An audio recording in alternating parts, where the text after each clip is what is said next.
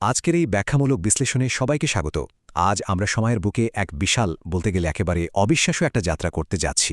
একদম লক্ষ লক্ষ বছর আগের প্রাচীন পৃথিবী থেকে শুরু করে আজকের আধুনিক সমাজকে সচল রাখার শক্তির মূল উৎস পর্যন্ত। ভাবলে অবাক লাগে, তাই না?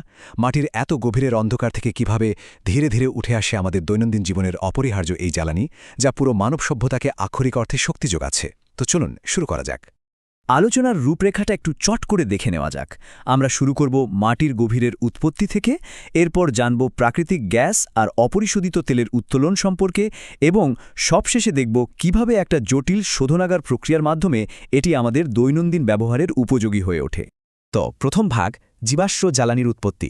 চলুন এই উৎপত্তি রহস্যের একেবারে গভীরে প্রবেশ করা যাক।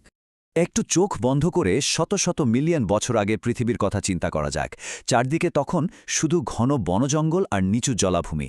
কোনো এক বিশাল প্রাকৃতিক বিপর্যয়ে এই সুবিশাল বনভূমি এবং উদ্ভিদের জৈব পদার্থগুলো মাটির নিচে চাপা পড়ে যায়। আচ্ছা, তারপর কি হলো?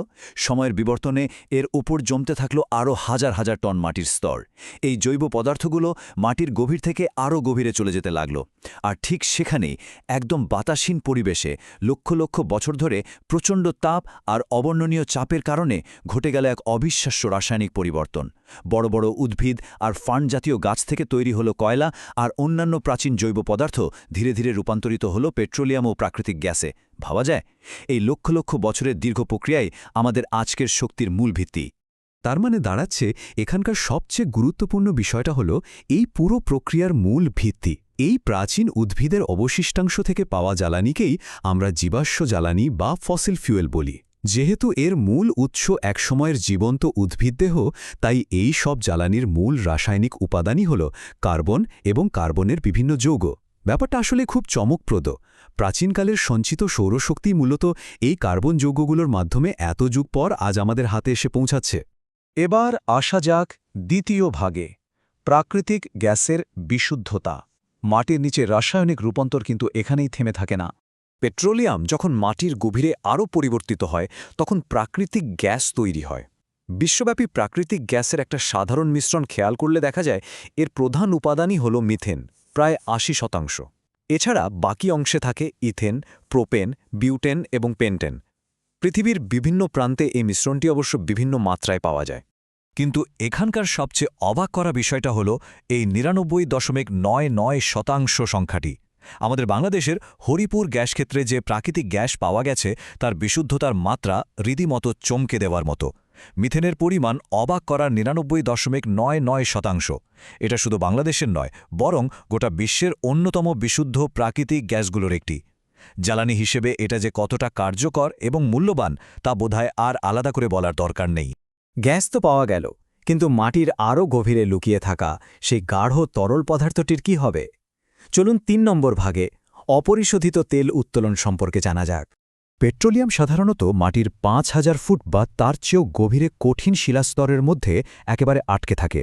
এত গভীর থেকে এটা বের করে আনা কিন্তু মোটেও সহজ কাজ নয়। তবে মজার ব্যাপার হলো, প্রকৃতি নিজেই এখানে আমাদের বেশ বড়সড় একটা সাহায্য করে। অনেক সময় পেট্রোলিয়ামের ঠিক ওপরেই সেই প্রাকৃতিক গ্যাস জমা থাকে, আর এই বিপুল পরিমাণ গ্যাস পেট্রোলিয়ামের উপরিভাগে প্রচণ্ড একটা প্রাকৃতিক চাপ বা প্রেশার তৈরি করে রাখে। যখন বিশাল সব যন্ত্রপাতির সাহায্যে কূপ খনন করা হয়, তখন এই গ্যাসের প্রচণ্ড চাপই মূলত পেট্রোলিয়ামকে তীব্র বেগে ভূপৃষ্ঠের ওপরে উঠে আসতে সাহায্য করে। ভূতাত্ত্বিক প্রকৌশলের এর চেয়ে দারুণ উদাহরণ আর কি হতে পারে? এই যে খনি থেকে সরাসরি পেট্রোলিয়ামটা পাওয়া যায়, এটাকেই মূলত অপরিশোধিত তেল বা ক্রুড অয়েল বলা হয়। আমরা রোজ গাড়িতে যে স্বচ্ছ বা চকচকে তেল ব্যবহার করি, এটা কিন্তু একদমই তেমন নয়, বরং এটা অত্যন্ত গাঢ়, অস্বচ্ছ এবং বেশ দুর্গন্ধযুক্ত একটা মিশ্রণ। দুর্গন্ধের কারণ হলো এতে সালফারের কিছু যৌগ মেশানো থাকে।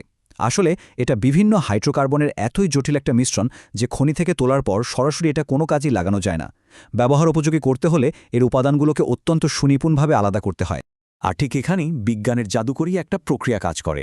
৪ নম্বর ভাগে আমরা জানব আংশিক পাতন বা ফ্র্যাকশনাল ডিস্টিলেশন প্রক্রিয়া সম্পর্কে। এই আংশিক পাতন প্রক্রিয়ায় মূলত বিশাল একটা কলাম বা টাওয়ার ব্যবহার করা হয়। প্রথমে অপরিশোধিত তেলকে প্রায় ৪০০ ডিগ্রি সেলসিয়াস তাপমাত্রায় প্রচণ্ডভাবে গরম করে বাষ্পে পরিণত করা হয়, আর তারপর কলমের একেবারে নিচের অংশে প্রবেশ করানো হয়। কলমের নিচের দিকে তাপমাত্রা থাকে সবচেয়ে বেশি, আর যত ওপরের দিকে ওঠা যায় তাপমাত্রা তত ধীরে ধীরে কমতে থাকে। তো হয় কি, এই মিশ্রণে থাকা অসংখ্য হাইড্রোকার্বনের ফুটন্ত বিন্দু বা স্ফুটনাঙ্ক এক একটার এক এক রকম। তাই বাষ্প যখন ওপরের দিকে উঠতে থাকে, যে অংশে তাপমাত্রা ঠিক যার স্ফুটনাঙ্কের সমান হয়, সেই নির্দিষ্ট হাইড্রোকার্বনটি সেখানে তরলে পরিণত হয়ে আলাদা হয়ে যায়। হালকা গ্যাসগুলো একেবারে উপরে উঠে যায় আর ভারী তরলগুলো নিচে পড়ে থাকে। এভাবেই ধাপে ধাপে পুরো মিশ্রণটা চমৎকারভাবে আলাদা হয়ে যায়। এবার আসি শেষ ভাগে, পেট্রোলিয়ামের দৈনন্দিন ব্যবহার। চলুন দেখি এই বিশাল পাতন কলম থেকে আমরা ঠিক কি পাচ্ছি। কলামের একেবারে ওপরের অংশ থেকে পাওয়া যায় পেট্রোলিয়াম গ্যাস, যাকে আমরা এলপিজি বা রান্নার গ্যাস হিসেবে সবচেয়ে বেশি চিনি। এর কার্বন সংখ্যা সবচেয়ে কম, মাত্র 1 থেকে 4 পর্যন্ত। ঠিক এর নিচেই পাওয়া যায় পেট্রোল বা গ্যাসোলিন। প্রতিদিনের প্রাইভেট কার বা ছোট যানবাহনে এটাই কিন্তু প্রধান জ্বালানি। আরেকটু নিচে নামলে পাওয়া যায় ন্যাপথা। আধুনিক প্লাস্টিক বা রাসায়নিক পদার্থ তৈরিতে পেট্রোকেমিক্যাল শিল্পে এর ব্যাপক ব্যবহার রয়েছে। আর তারপর আসে কেরোসিন, যা দিয়ে বিশালাকারের সব উড়োজাহাজ বা জেট ইঞ্জিন চালানো হয়। ভেবে দেখুন, প্রতিটি অংশই কিন্তু আমাদের জীবনের কোনো না কোনো বড় কাজকে কতটা সহজ করে দিচ্ছে। কলামের আরও নিচের দিকে, অর্থাৎ উচ্চ তাপমাত্রায় ভারী হাইড্রোকার্বনগুলো পাওয়া যায়। এখানে রয়েছে ডিজেল, যা মূলত ট্রাক, বাস বা জাহাজের মতো ভারী যানবাহন চালাতে এবং কারখানায় দ্রাবক হিসেবে ব্যবহৃত হয়। এরপর আসে প্যারাফিন মোম। নিত্যদিনের প্রসাধন সামগ্রী বা ভ্যাসলিন তৈরি হয় এই মোম থেকেই। আর একেবারে শেষে কলামের তলানিতে পড়ে থাকে পিচ বা বিটুমিন। এর কার্বন সংখ্যা 30-এর অনেক বেশি, আর এটি মূলত রাস্তা তৈরির কঠিন ও মজবুত কাজে ব্যবহার করা হয়। এই তুলনাটা সত্যিই দারুণ একটা ব্যাপার, চোখের সামনে তুলে ধরে। মাটির নিচ থেকে পাওয়া একটা মাত্র অপরিশোধিত উৎস কতটা বৈচিত্র্যময় হতে পারে, তাই না? একদিকে রয়েছে অত্যন্ত হালকা আর দাহ্য গ্যাস, যা দিয়ে রোজ ঘরের রান্না হচ্ছে, যার স্ফুটনাঙ্ক মাত্র 20 ডিগ্রি সেলসিয়াসের মধ্যে। আর ঠিক বিপরীতে রয়েছে একদম শক্ত, ভারী ও কালো পিচ, যা 340 ডিগ্রি সেলসিয়াসেরও বেশি তাপমাত্রায় আলাদা হয় এবং আমাদের মজবুত রাস্তাঘাট তৈরি করে দেয়। ক্রুড অয়েল সত্যি প্রকৃতির এক আশ্চর্য রাসায়নিক ভাণ্ডার। এটা ছাড়া বর্তমান পৃথিবী আক্ষরিক অর্থেই অচল। আজকের এই বিশ্লেষণটি শেষ করার আগে খুব গুরুত্বপূর্ণ একটা প্রশ্ন সবার জন্য রেখে যেতে চাই। এতক্ষণ আমরা দেখলাম এই জীবাশ্ম জ্বালানি তৈরি হতে প্রকৃতির লক্ষ লক্ষ বছর সময় লেগেছে। এটা কিন্তু কোনোভাবেই নবায়নযোগ্য শক্তি নয়।